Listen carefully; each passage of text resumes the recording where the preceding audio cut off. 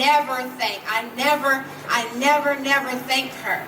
And that's myself, because I'm out here grinding. I feel like Issa Rae says entrepreneurship means doing that shit yourself. And I'm up all night. I'm building websites. I don't even know what that means. You know what I'm saying? I'm pushing out flyers. I'm picking up, ordering merch. Like, it's a lot. Hi, and welcome to another episode of the Grind Time Podcast, where we are turning our to-do list into our did list. My name is Evelyn LaChapelle, and I am the founder and owner of the #1 cannabis gift shop for ladies called thewelady.com. We are growing this business together. I am on a journey of becoming a profitable entrepreneur. My goal currently is to earn $250 a day in profit consecutively for 90 days. And I really wanted to document that journey. And in documenting that journey, I also wanted to share some tips and tricks on what I am doing and what I'm implementing in my business to grow it. And then my favorite reason and my #1 reason for being here is to, at the end of the night, help you all usher yourself into break time to find some gratitude for the things that you got accomplished and worry less about the things that you did not get accomplished. I do this every night by keeping a tally, or every day by keeping a tally throughout the day of everything that I did. And so that at the end of the night, I can go through my did list, pat myself on the back, knowing that I got some shit done today. So the purpose of me walking you through what I did today is less about me and more about sharing some tips and tricks and hoping that they help you on your journey. And so I'll just jump right into it. I'm hoping to keep all of these episodes really short so that you can get what you need. If you have any questions, please drop them in the comments below. I'll be sure to get to it. I got so excited. I had about 4 comments the other day, and you're able to like see them all in one place, even though they were for different videos. So I just found that button. So that was cool. So drop your questions and please subscribe, learn, and like. That is how you grow a podcast. I keep forgetting to tell people. Please subscribe, learn, and like. So I'm just going to jump right into what I did today, becoming a profitable entrepreneur. The first thing that's on this list. I don't know why I wrote it on the list, but it's how my day started, and it took up a chunk of my day. And actually, it can be inspiring, but I started my day off with a fight with the neighbor. I had to call the police on the neighbor. I don't know how personal yet I have decided to for these podcasts to be. I really just want to focus on work and the things that you're getting done, but I also want to acknowledge, and I've acknowledged in many episodes before, that life happens. And previously to this ritual, when life would happen, I would really beat myself up because I'd be like, oh, you let life distract you and you didn't get anything accomplished. But the truth is, as much as we want to focus and as much as we just want to be lasered in on what it is that we're doing, we are living in a world that is still functioning and could care less about your $250 that you're trying to bring in profit today. And that's what the world did to me today. I got up and there was a dispute about my daughter took the dog for a walk. The lady doesn't want my daughter bringing the dog over to that grass area that I pay for because I live in a unit that requires me to pay monthly dues to HOA for the cutting and the watering of this grass. I'm a new dog owner, so I'm encountering neighbors for the first time because I don't normally go outside. Long story short, the lady had something to say to my daughter. I walked over there to ask to figure out what was going on. She was just like off the chain. There was a pair of scissors involved. There was some yelling and screaming. Eventually, I just called the police on her. Of course, the police did not. I did not feel seen or heard by the police, which only frustrated me even more. And I am only sharing this because something like that really has the capacity to take over your day. I don't know if capacity is the word that I'm looking for, but it really is heavy enough to have you like talking about it all day, distracted all day, a little frustrated and angry all day. And I had like woke up with like different intentions. Like I woke up like I'm gonna listen to my sermon and I'm gonna get to work, and then that happened, and now I'm on the phone with my mom, my sister. Now cousins want to come, like it's a whole thing. And then I got a text from a really good friend, and he was like, "Don't take the cheese." I think that's how he said it. Like, don't be the mouse that's going to take the cheese off the trap. Like it was a trap that was sent it was a trap that was sent by the devil to distract me today. Don't take the cheese. And at that point, I really did turn it off. And I was like, oh, yeah, I don't have time for this today. I've got $250 that I'm trying to make today and every day. And so I gave it. And then I took a break, hit the joint, and was like, I don't have time for that today. But that's what started off the day. Like straight out the bed, like I hadn't even used the restroom, brushed my teeth or nothing. Like just straight out the bed. The lady threw my dog. Like she picked up my dog by the harness. She picked up the dog by the harness and threw the dog. I mean, it got wild today, but I'm on a mission to make $250 a day, and I just, I just like don't take the cheese. So that's on the list, and I literally have neighbor dog fight. So it didn't help me, but it did bring some inspiration and some motivation to not take the cheese.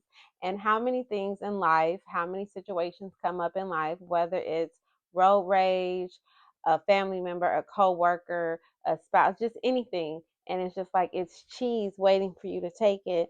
And you could leave it there sometimes. You don't have to take all the cheese. Just leave it. Like that's bait that I'm not here for today. So if there's some bait in your life, leave the bait on the trap. You don't always have to fall for it. So after that, I did go turn on my sermon, which was Be Bold by Sarah Jakes. And the takeaway for me from that was to take up space. Take up space.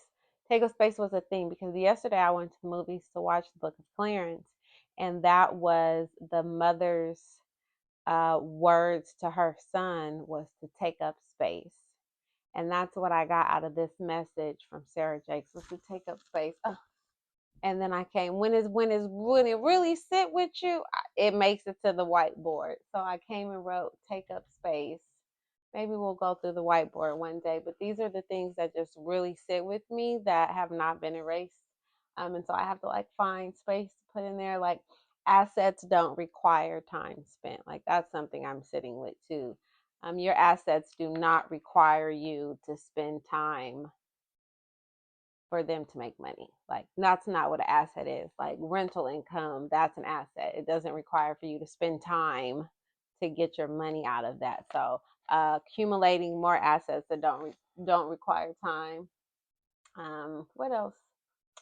Some 4 words that sort of carry me. These are last year's 4 words, but connection, power, gratitude, and money were 4 words that I was sitting with last year. So that's what the whiteboard is. If you can see it, feel free to read through it. But I'm taking up space, and that was what I got out of that word. And I'm finding different ways to take up space. And since the neighbor has pissed me off, I now ride this way with my music up. I'm taking up space. like that's me taking the cheese a little bit. But nonetheless, after that, I printed labels for my eBay purchases. It's going well. What can I say? I never knew that people bought used clothing, but they do. So I printed out the labels for those purchases. And then today I spent 5 hours in my social sales lab, like really diving into these ads and figuring out how to run these ads effectively. So I created a completely new campaign today. The first campaign that I ran was for the grinder and keychain set. I never have what I need on the desk because I clean up my desk before I hit the record button.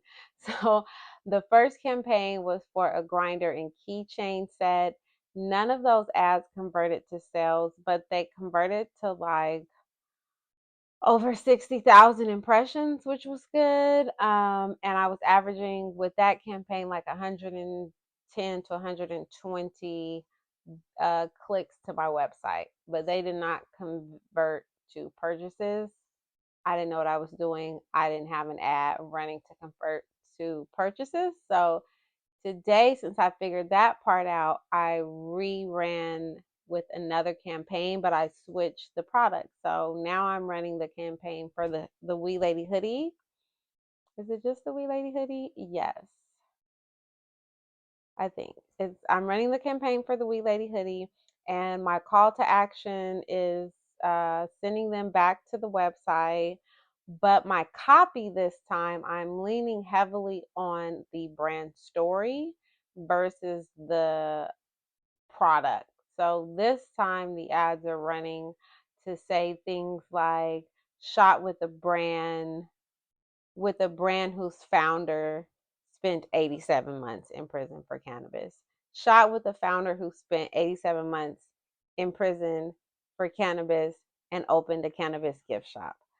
So it's coming back to the story, hopefully evoking some emotion and doing a part of the storytelling.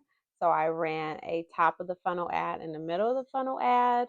The top of the funnel ad is targeting three different audiences that I selected, interest audiences. One of those audience is movie preferences. So I chose a bunch of like 420 friendly movies like How High, Friday, Pineapple Express, and grouped in an audience of people who are interested in those movies. Then I did another audience on college students. I was really hoping to like aim at the HBCUs, but they are not a target audience in the Meta platform. But I was able to pull in like some more bigger schools like Stanford, UCLA, USC. So I have an audience of college students or people that are interested in those schools. And then the third audience is the rappers. Cardi B, I do Cardi B, Wiz, Snoop. I might have thrown Nicki in there, but folks that listen or are interested in those audience that I assume are also 420 friendly folks. So I've got top of the funnel ad running for them.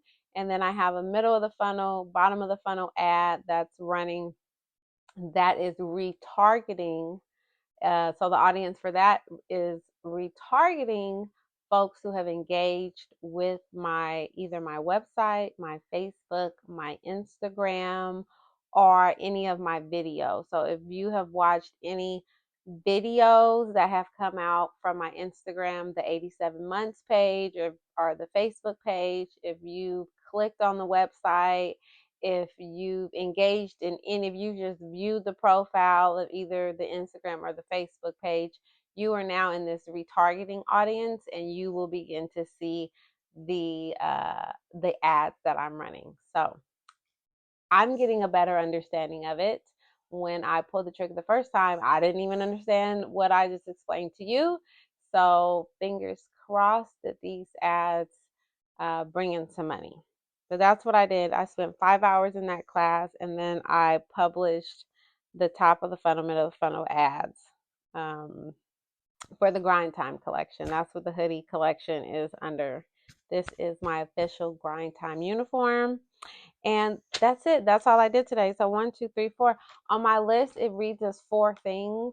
4 things. You always be like 24 hours. You only did 4 things. Like, get it together. But those 4 things were: I had a fight with the neighbor, had to call the police.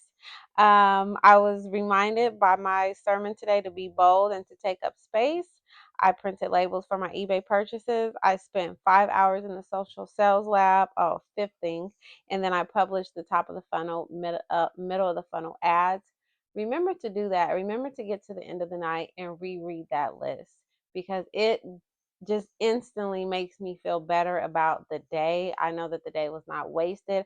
I know that the enemy came to distract me first thing this morning, and I still pulled the trigger on publishing those ads. and sitting in my social sales lab. And I still watched my whole sermon today. So I feel good. I feel good ushering myself into break time, bath time, going to take a puff of the joint, run a bath, use my CBD bath salts, light a indica candle from the gift shop, and I will get to tomorrow. So I hope you all had a wonderful day, that you continue on your grind, that you find some gratitude in the things that you got accomplished. I hope that you learned something about the ads campaign and running the ads campaign, and how cool it is to be able to target your audience. And if you have any questions about it, please ask. But also Google it, or not Google it, YouTube it, like how to run meta ads. There's a lot of information out there. So I encourage you, if you have a business and you're not running ads, before you start spending money on running ads, go and learn a few things. So far, I'm extremely intrigued and will continue to share my journey and hopefully generate some profit from that. And that is it. Please subscribe, learn, and like.